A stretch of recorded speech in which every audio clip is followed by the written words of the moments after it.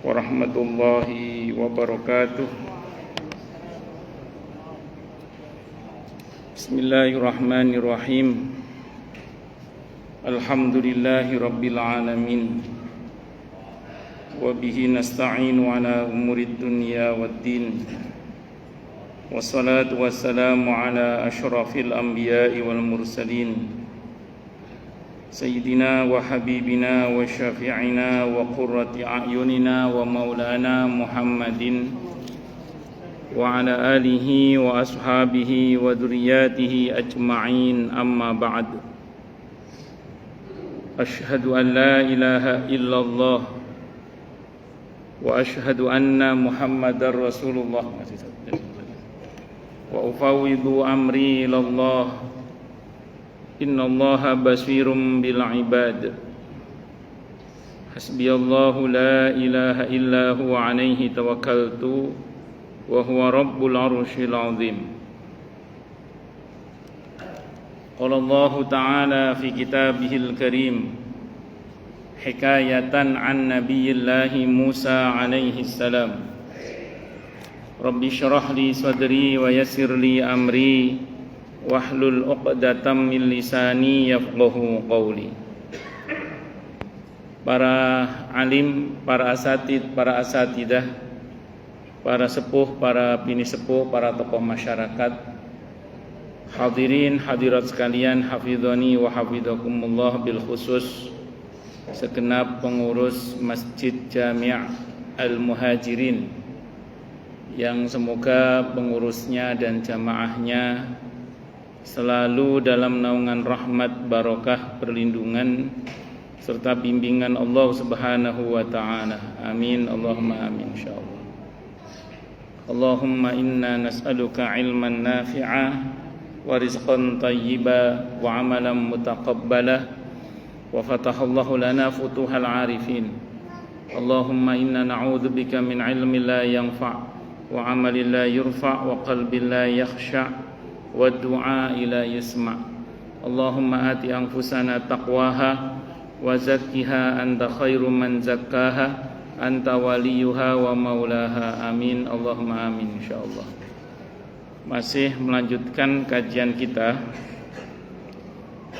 kitab Taqrib Matan Abi Syuja', karya Abi Syuja' rahimahullah rahmatan wasi'ah wa rahimallahu ulama al-muslimin.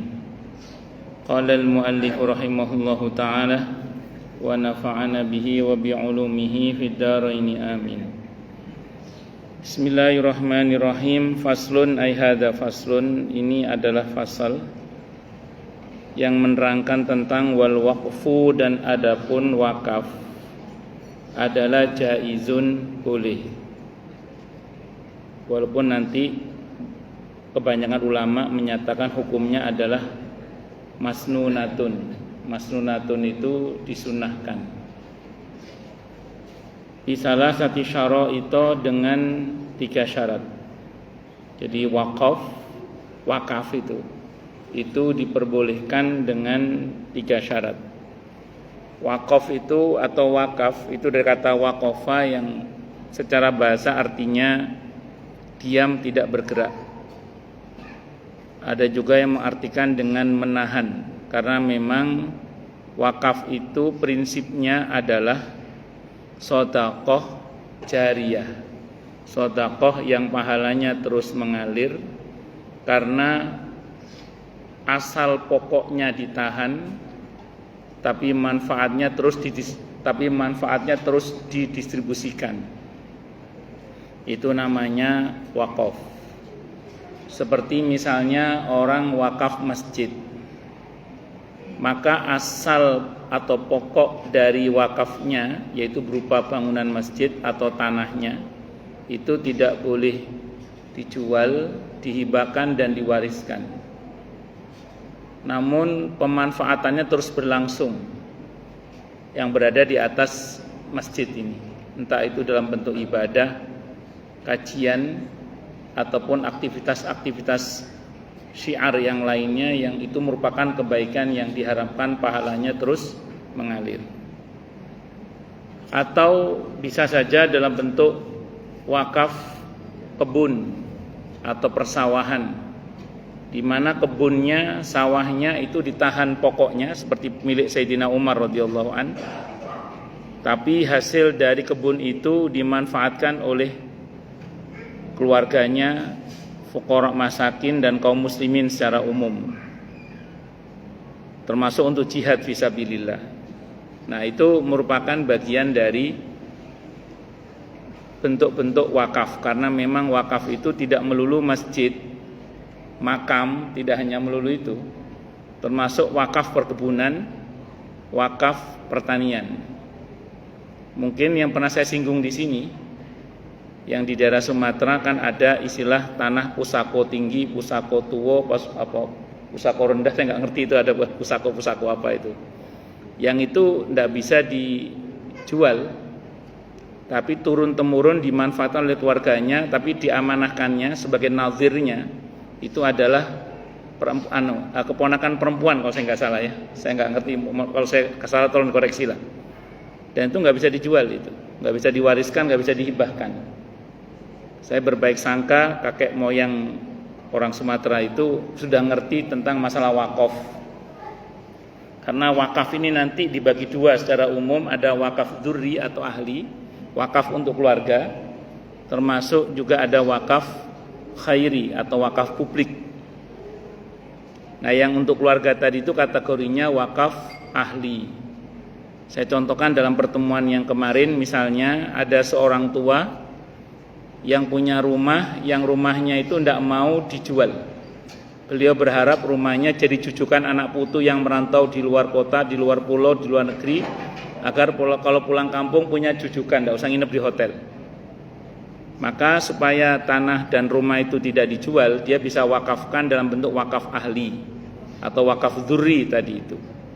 Tapi dengan catatan, yang diwakafkan itu tidak boleh lebih dari sepertiga total harta. Karena kalau lebih dari sepertiga total harta, ahli waris boleh protes nanti. Yang dieksekusi hanya sepertiga total harta. Sehingga selamanya rumah itu nanti tidak bisa dijual. Siapa yang akan diserai amanah, kumpulkan saja anak-anaknya. Nanti diberitahu ya, kalau kalian meninggal nanti serahkan kepada anak cucu kalian. Kalau habis anak cucu kalian serahkan kepada kaum muslimin, fuqara masakin dan seterusnya. Ya, itu amanah dari wakif kepada nazir dalam hal ini, atau al-mauquf alaih dalam hal ini. Pun itu namanya, cuman saya sering sampaikan di sini ya. Kalau untuk jenis wakaf dzurri atau wakaf ahli, itu negara di Indonesia ya tidak memfasilitasi sertifikasi wakaf. Yang bisa disertifikasi wakaf di Indonesia itu hanya yang wakaf publik, wakaf ahli, wakaf khairi, yang publik, masjid, mushola, madrasah, pesantren atau apa, itu baru bisa. Tapi kalau untuk yang sifatnya keluarga tadi tidak, negara tidak memfasilitasi. Untuk di Indonesia tidak difasilitasi yang saya tahu. Wallahu a'lam bishawab. Itu wakaf. Makanya sesuatu yang diwakafkan tadi ketentuannya 3 tadi, tidak bisa dijual, nggak bisa dihibahkan, juga nggak bisa diwariskan. Dan di dalam wakaf itu memang tidak ada pengalihan hak milik, bukan, tapi lebih kepada pengalihan hak untuk mengelola dan memanfaatkan saja. Dan itu karenanya tidak bisa dihibahkan, diwariskan dan dijual tadi itu. Terus kemudian apa 3 syarat itu? Yang pertama, ayyakuna mimma yuntafa'u bihi ma'a baqai ainihi. Hendaklah ada apa wakaf tadi, mimma dari apa-apa yang yuntafa'u bihi bisa dimanfaatkan. Nah, kalau nggak bisa dimanfaatkan, ya buat apa diwakafkan? Makanya sesuatu yang diwakafkan adalah sesuatu yang bisa dimanfaatkan. Tapi dengan catatan ma'abaqai ainihi, dengan catatan dengan tetapnya benda yang diwakafkan tadi itu. Yang dimaksud tetapnya benda di sini bukan berarti terus kemudian tidak boleh menyusut ya. Contoh misalnya ada orang wakaf sandal.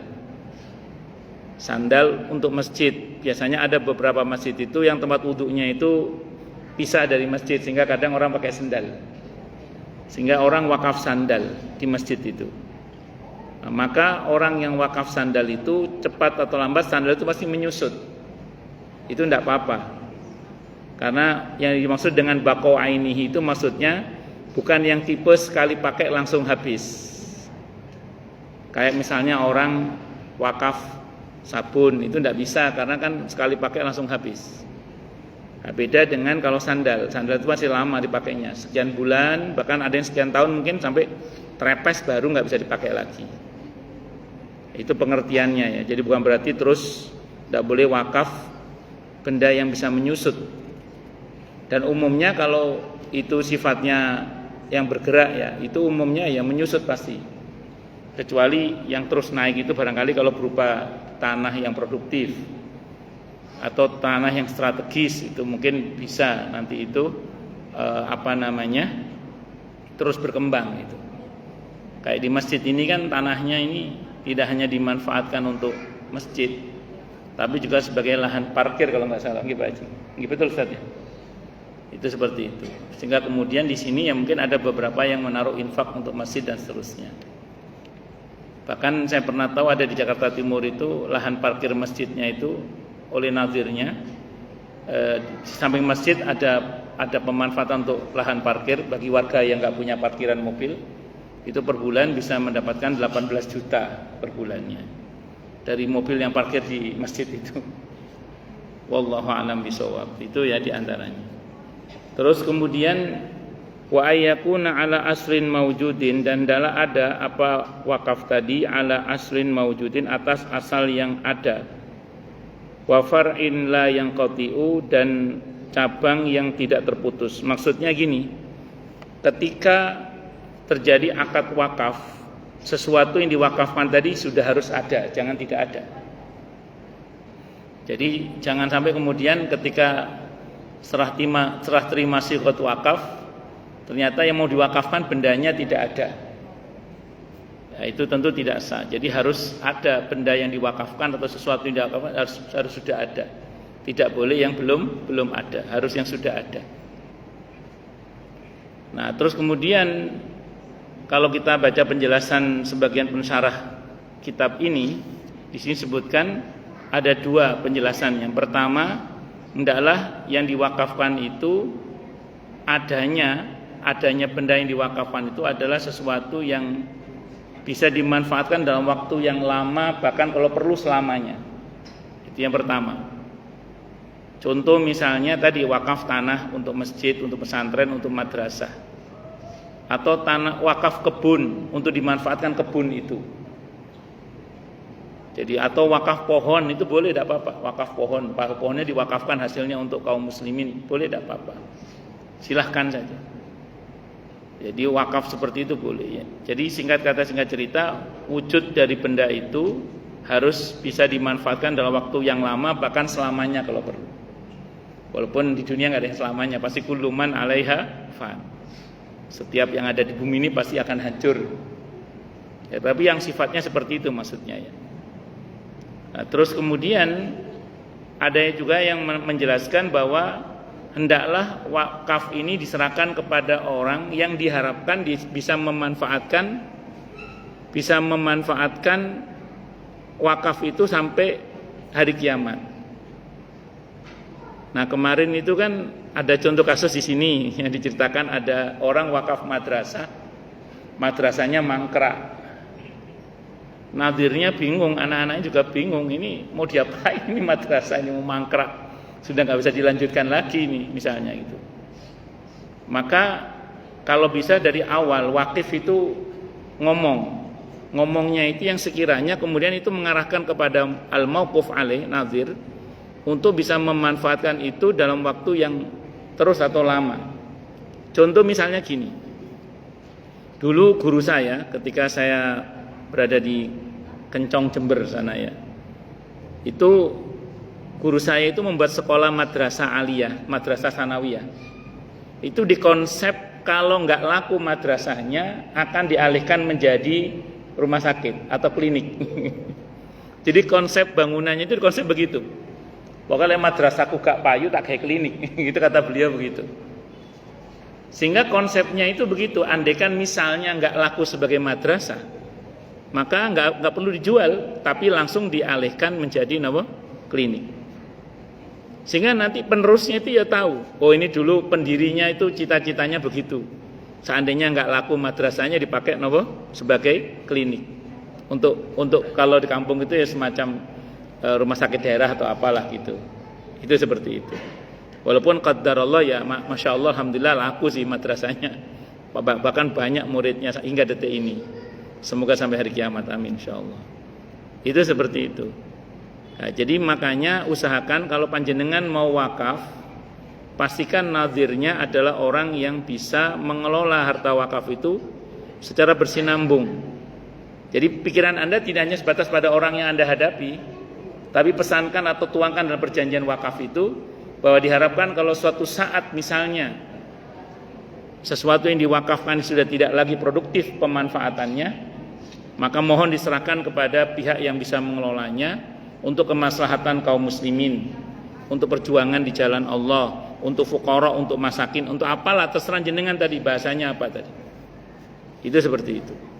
Nah, sehingga kemudian kita wakaf itu dinamis gitu. Oh, berarti boleh ya Ustadz wakaf untuk tadi klinik rumah sakit. Loh, pasar Nabi yang dekat Madinah itu tanahnya wakaf. Monggo nanti baca dalam sirah. Karena Nabi itu bikin pasar dekat Masjid Nabawi berhadapan langsung dengan pasar Bani Qainuqa. Itu tanah pasar Nabi itu wakaf. Jadi wakaf itu bisa ditanam pasar di atasnya itu. Jadi kalau jenengan wakaf itu jangan melulu yang Anda pikirkan itu selalu masjid, mushola, majelis taklim, madrasah, pesantren. Bahwa itu iya. Tapi ternyata pemberdayaan ekonomi pun bisa dibangun di atas tanah wakaf. Sekarang kembali pada wakifnya aja. Karena saya ulang, tanah pasarnya Nabi yang dekat Nabawi itu tanahnya wakaf. Monggo nanti baca dalam sirah. Itu wakaf itu tanahnya itu. Kan Nabi itu pasca bikin Masjid Quba, Nabi itu bikin pasar. Awalnya Nabi menjaga jarak dari pasarnya kaum Yahudi. Beliau bikin pasar kecil-kecilan lah. Kalau orang Jawa bilang pasar kerempeng. Ya, pasar kaget atau pasar ala kadarnya. Kalau orang kampung saya nyebutnya pasar kerempeng, Pak Haji. Pokoknya pasar kecil-kecilan lah. Singkat kata singkat cerita, sama orang Yahudi dibakar itu pasar Nabi itu. Sahabat lapor, ya Rasulullah, pasar yang jenengan bikin dibakar oleh orang Yahudi. Kata beliau, setelah ini saya akan bikin mereka lebih marah lagi. Aukamakal. Itu mentalnya pemenang. Akhirnya Nabi itu di dekat Nabawi, Masjid Nabawi itu bikin pasar berseberangan dengan pasar Bani Qainuqa. Nun sewu nggih, kalau jenengan menghadap ke arah kiblat Masjid Nabawi, sebelah kanan, sebelah kiri itu dulu pasar Bani Qainuqa itu. Kalau jenengan di Nabawi sekarang itu yang menghadap ke sana kiblatnya, sebelah kanan Nabawi, sebelah sini itu dulu pasar Bani Qainuqa itu. Pasar besar milik Yahudi. Berseberangan jalan face to face, Nabi bikin pasar kaum muslimin. Depan langsung, wis gak wedi. Kenapa Nabi tidak buka lapak di pasar Yahudi? Kenapa Nabi bikin pasar sendiri? Karena kalau Nabi buka pasar di lapak Yahudi, Nabi tidak akan bisa menerapkan sistem ekonomi syariah secara sempurna. Karena yang punya pasar pasti melarang. Makanya Nabi bikin pasar sendiri supaya bisa menerapkan sistem syariah secara sempurna. Nah, yang terjadi pada sistem keuangan syariah kita sekarang ini pada banyak lembaganya itu masih membuka lapak di pasar Yahudi. Makanya belum ada satupun lembaga keuangan syariah bahkan di seluruh dunia itu yang betul-betul 100% syariah. Karena yang punya pasar pasti melarang. Nah, status kita saat ini baru buka lapak di pasar Yahudi. Beda dengan Nabi, beliau bikin pasar sendiri. Dan pasar Nabi itu dibangun di atas tanah wakaf. Jadi itu tanah wakaf untuk pasar. Itu di samping Nabawi dulu itu. Ini untuk memberitahukan kepada umat juga bahwa wakaf itu nggak mesti masjid gitu. Wakaf itu nggak mesti musola, nggak mesti majelis taklim, nggak mesti madrasah, nggak mesti nopo namine niku ya yang umumnya orang mengetahui tentang, tapi bisa seperti itu juga. Termasuk dalam untuk kegiatan-kegiatan ekonomi dan yang lain-lain itu. Ngoten nggih, walaupun yang masjid dan lain itu memang utamanya di situ. Tapi tidak hanya di situ gitu maksudnya nggih. Itu seperti itu. Pun lanjut. Terus kemudian wa alla yakuna fi mahdzurin wa alla yakuna, dan hendaklah tidak ada apa wakaf itu fi mahdzurin dalam hal sesuatu yang diharamkan, ai muharramin. Jadi enggak boleh wakaf untuk sesuatu yang diharamkan, enggak boleh. Wakaf untuk diskotik enggak boleh. Diskotik syariah wasok. Enggak cocok plus. Wis gak member babas, gak member babas plus. Enggak bisa. Singkat kata singkat cerita harus untuk sesuatu yang selain dari maksiat pokoknya. Itu seperti itu. Sesuatu yang selain dari yang diharamkan. Pertanyaan mungkin jenengan bertanya ya, apa ada Ustadz orang yang wakaf untuk maksiat itu? Saya cuma cerita saja ya. Saya itu kan ngajar di Kemang Pratama. Di Kemang Pratama itu saya ngisi kajian. Ada ibu-ibu yang nanya ke saya, ibu-ibu di Kemang Pratama nanya ke saya, Ustadz, orang tua saya, dia bilang orang tua saya seneng banget sama partai tertentu. Saya nggak sebut merek partainya ya, karena terlalu kiri. Ya, pokoknya nggak saya sebut pokoknya partainya. Jadi dia tuh seneng banget sama partai titik-titik. Saya nggak sebut nama partainya pokoknya. Pokoknya cenderung ke kiri lah partainya, kiri banget bahkan. Nah, sebelum meninggal ayah saya wasiat. Wasiat agar tanahnya itu diwakafkan ke partai itu. Lah, bapaknya memang seneng sama partai itu. Anaknya kan ngaji gak partai seneng yang partai itu. Terus nanya ke saya, gimana Ustadz? Karena wasiatnya disuruh tanahnya mewakafkan ke partai itu. Saya jawab gini, wasiat ini maksudnya bab wasiat untuk diwakafkan ya. Wasiat itu artinya pesan kebaikan. Lah kalau untuk sesuatu yang nggak baik tentu tidak boleh. Pertanyaannya, kalau wakaf ke partai itu baik apa tidak? Nah, saya tidak tahu Bu ya baik apa tidak. Kadang dangdutan Bu, kadang yo mungkin nyatanya acaranya sering ngono-ngono kuwi lah. Saya kayak ngomong wis gitu. Terus pertanyaannya, boleh nggak Ustadz? Tetap kita tunaikan wasiat ayah saya, tapi tidak kita wakafkan ke partai itu, tapi ke masjid. Saya jawab boleh. Bahkan harus kalau perlu dalam mati harus ditinggalkan, jangan sampai ke yang nggak jelas itu. Mergo terlalu kiri itu yang dimaksudnya tadi itu. Nggak usah nanya partai apa, pokoknya terlalu kiri lah pokoknya gitu. Nah, kegiatannya banyak yang nggak jelas gitu diantaranya. Akhirnya ya silakan diwakafkan ke masjid. Itu real itu ada. Jadi uang wakaf ning perkara sing gak jelas itu ya ono ngono iku. Ada model begitu itu ada. Nyatanya ya itu tadi ada yang nanya gitu ke saya. Dan ini pertanyaan yang real, ada pertanyaan seperti itu ada. Makanya tidak boleh wakaf itu kecuali untuk sesuatu yang nyata-nyata dibenarkan dalam syariat. Berarti tidak boleh wakaf untuk sesuatu yang diharamkan dalam syariat. Itu seperti itu. Wa huwa ala ma syarata al-waqifu. Dan wakaf itu harus sesuai dengan apa yang disyaratkan oleh wakif. Makanya nanti ada istilah tujuan dari wakaf. Jadi ada wakif, ada mauquf, ada al-mauquf alaih. Al-mauquf alaih ini ada yang memaknai dua. Yang pertama, sesuatu yang diwakafkan. Ada juga yang memaknai dengan tujuan dari wakaf. Jadi antara yang harus perhatikan dari akad sigat wakaf itu adalah tujuan wakafnya wakif itu apa. Dan kita tidak boleh menggunakannya kecuali sesuai dengan tujuannya wakif. Ustadz, kalau seperti masjid ini kan sudah jadi masjidnya, misalnya sesuai dengan harapan yang nyumbang dulu mah untuk masjid. Tapi kan masih ada kelebihan tanah. Kelebihan tanahnya itu dibuat parkir boleh nggak? Boleh, nggak apa-apa kan untuk kemaslahatan masjid. Nggak ada masalah.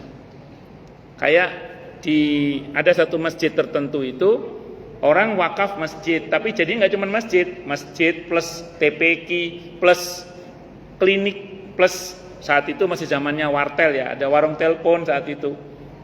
Yang itu semua plus parkir ya, itu semua untuk kemaslahatan masjid. Boleh nggak? Boleh, nggak apa-apa. Karena itu untuk mendukung kegiatan yang ada di masjid itu, silakan, nggak ada masalah. Itu seperti itu.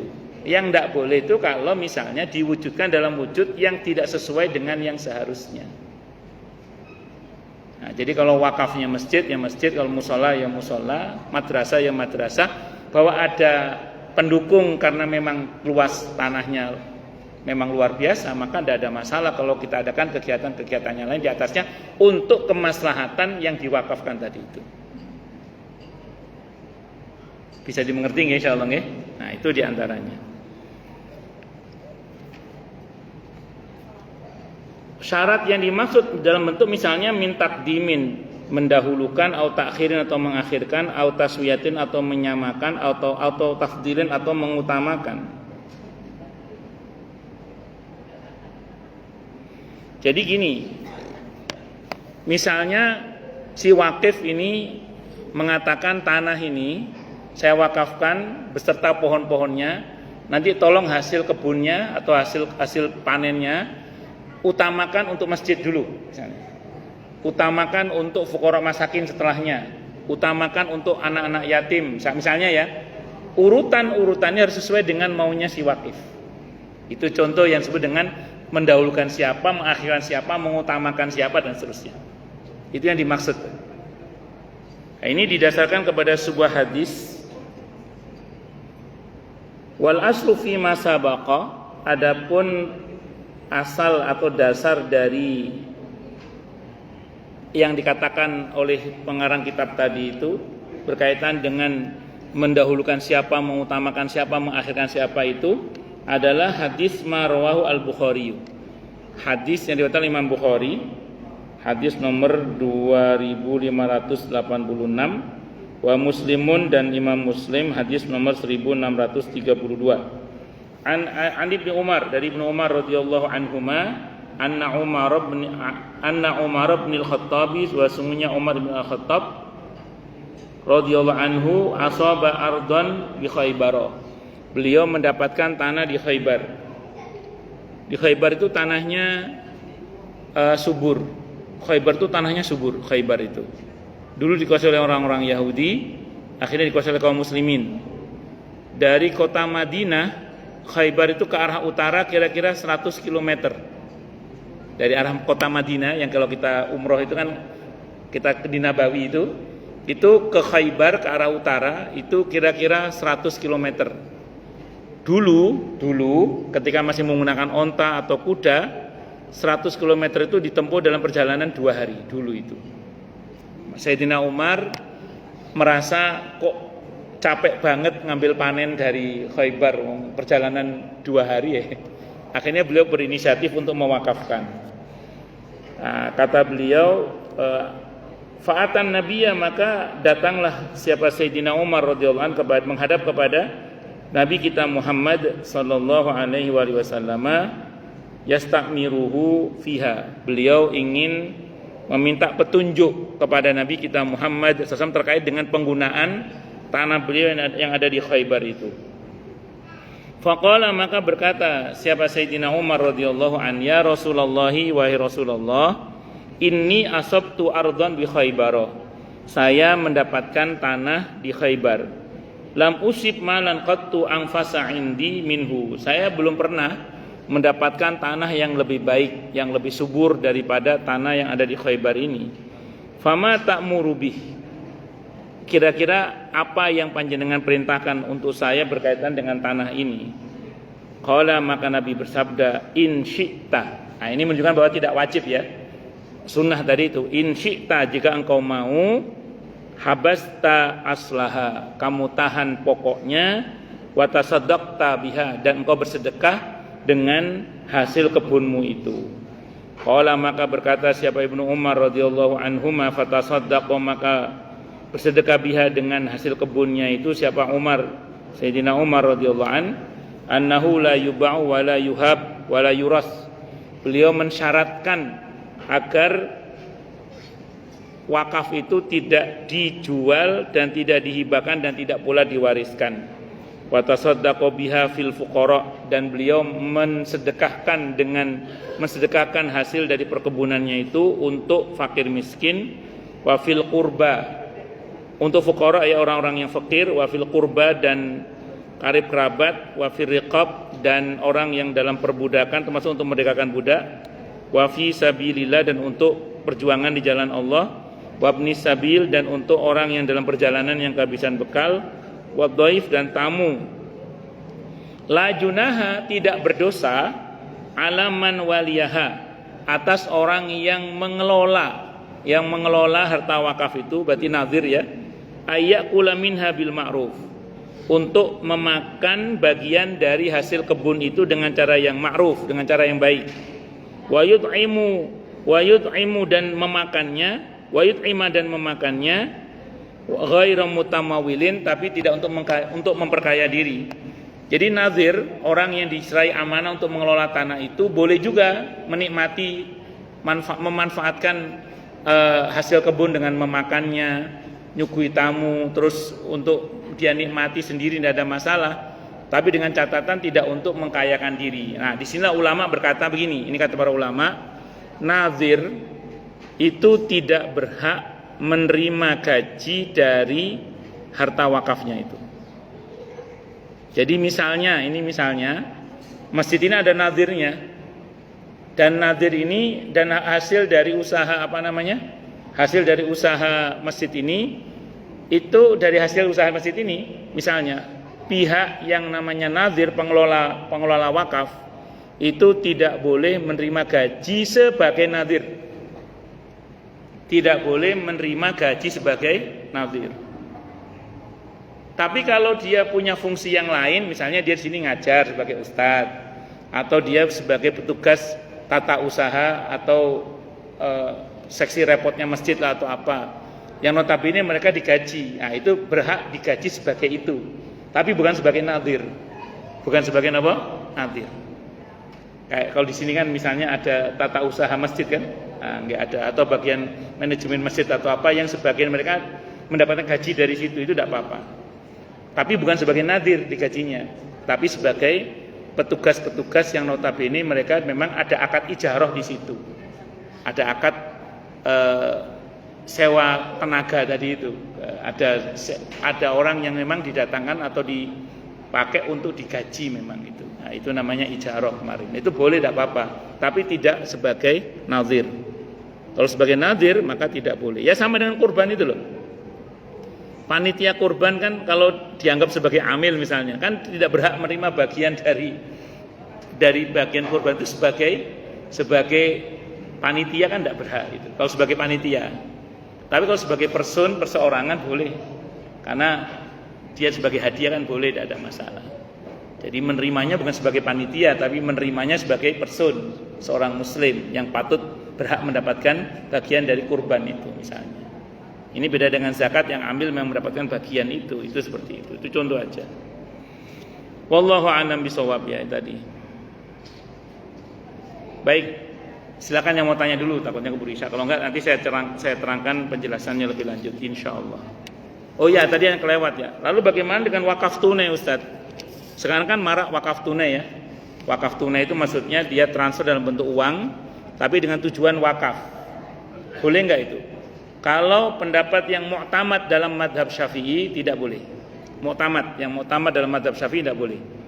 Kalau sebagian qaul mengatakan boleh, tapi ya tidak mu'tamad qaul itu. Tapi kalau mau yang mu'tamad itu ada dalam madhab Hanafi. Jadi wakaf tunai itu ada dalam madhab Hanafi. Kayak beberapa waktu yang lalu Masjid ini kan mengumumkan untuk mau beli batu blok ya, per meternya berapa gitu ya. Nah itu kan orang nggak mungkin datang bawa batu blok kan, yang ada transfer berupa uang. nanti uangnya dibelikan batu blok itu. Itu namanya wakaf tunai namanya. Kalau itu diniatkan sebagai wakaf. Kalau itu diniatkan sebagai wakaf. Maka kalau itu wakaf tunai yang muktamad kalau diniatkan sebagai wakaf ya. Dalam mazhab Syafi'i, qaul muktamad tidak bisa. Jadi wakaf berupa uang enggak bisa. Tapi kalau dalam mazhab Hanafi boleh tidak apa-apa.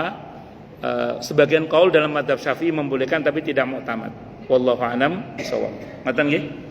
Monggo silakan yang mau tanya, protes, marah boleh. Masalah itu masalah yang lain boleh monggo kalau ada. Kalau enggak ada berarti jelas semua atau tidak jelas semua. Kalau enggak saya terus. Monggo, monggo Pak, monggo Pak, monggo. Waalaikumsalam warahmatullahi wabarakatuh. Nggih.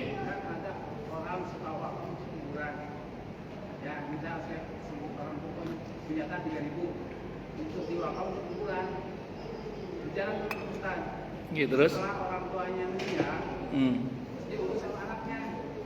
Orang tuanya dia tuh gratis ya untuk itu kan wakaf.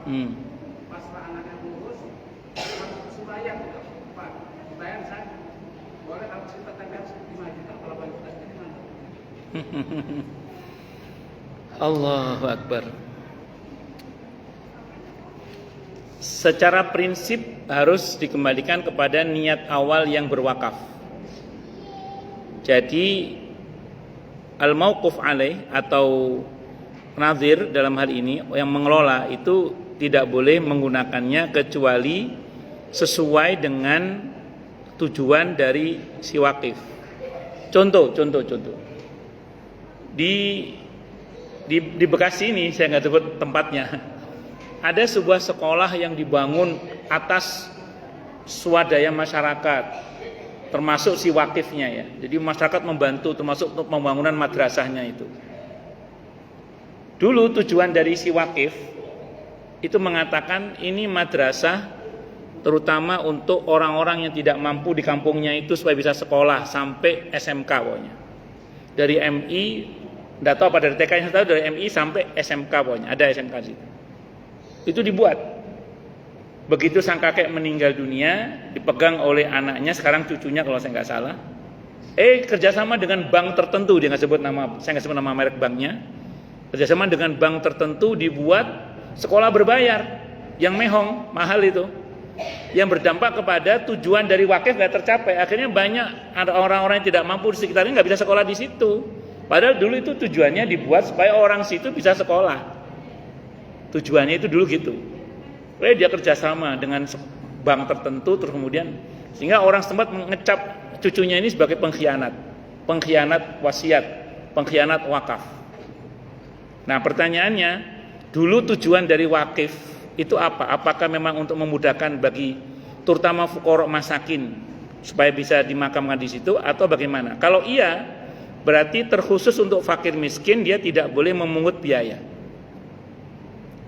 Tapi kalau kemudian untuk keluarga yang mampu dengan misalnya dengan asumsi bahwa ini untuk merawat makam supaya berlangsung terus Pak, karena kalau gratis terus kita nggak bisa ngelola makam ini, maka dipungutlah biaya yang sewajarnya, silakan saja, tapi terkhusus untuk yang kaya ya. Tapi kalau untuk yang miskin jangan diambil biaya karena tujuan dari wakafnya wakif dulu tujuannya untuk membantu orang miskin. Jadi harus tetap dibedakan Pak antara orang yang mampu atau nggak usah jauh-jauh, itu di dekat Kemang Pratama 3 itu ada wakaf tanah juga itu untuk pemakaman. Nah kalau orang Kemang yang naruh itu kan orang kaya, padahal tujuannya mungkin dulu untuk fuqara masakin. Ya bolehlah dia ambil itu untuk orang kaya dengan catatan biaya sekian-sekian misalnya agar supaya bisa merawat untuk keberlangsungan makam itu misalnya. Kalau begitu saya kira tidak ada masalah. Tapi tetap untuk fuqara masakin tidak boleh dipungut biaya sepeser pun kecuali dia mau infak, terserah kalau itu. Gitu Bang nggih. Wallahu a'lam bishawab. Monggo yang lain silakan kalau ada. Jelas semua atau tidak jelas semua. Dan saya ingatkan nggih bagi siapapun yang sudah mewakafkan upayakan segera disertifikasi wakaf. Karena tidak sedikit kasus wakaf itu berujung pada diambil kembali oleh anak cucunya si wakif dan akhirnya menang kalau dibawa ke pengadilan karena anak cucunya wakif memegang sertifikat dan yang lain-lain. Nah, sementara mauquf alaih nadirnya tidak pegang apa-apa kecuali surat sertifikat dari keluarga yang dimaksud. Makanya kalau bisa, kalau sudah diwakafkan untuk publik, segera disertifikasi wakaf. Ngoten nggih. Wallahu a'lam bishawab. Cukup dulu? Tidak ada nggih? Jelas semua nggih? Atau tidak jelas semua? Kita tutup dengan hamdalah. Alhamdulillahirabbil alamin. Semoga kajian kita bisa bermanfaat, mubarakah fid dini wad dunya wal akhirah untuk kita, keluarga kita dan seluruh umat Islam semuanya, dan mudah-mudahan kita semua dijadikan oleh Allah sebagai orang-orang yang sukses dunia akhirat, selamat dunia akhirat, bahagia dunia akhirat, dan dipermudah setiap urusan kita oleh Allah fid dini wad dunya wal akhirah. Semoga Allah limpahkan hidayah selalu untuk kita, semoga Allah tingkatkan selalu hidayah untuk kita, dan semoga Allah berikan hidayah untuk siapapun yang melihat kita. Subhanakallahumma bihamdika asyhadu an la ilaha illa anta astaghfiruka wa atubu ilaik. Sallallahu alaihi Muhammad wa ala alihi wa sahbihi wasallam. Saya mohon maaf. Wassalamualaikum warahmatullahi wabarakatuh.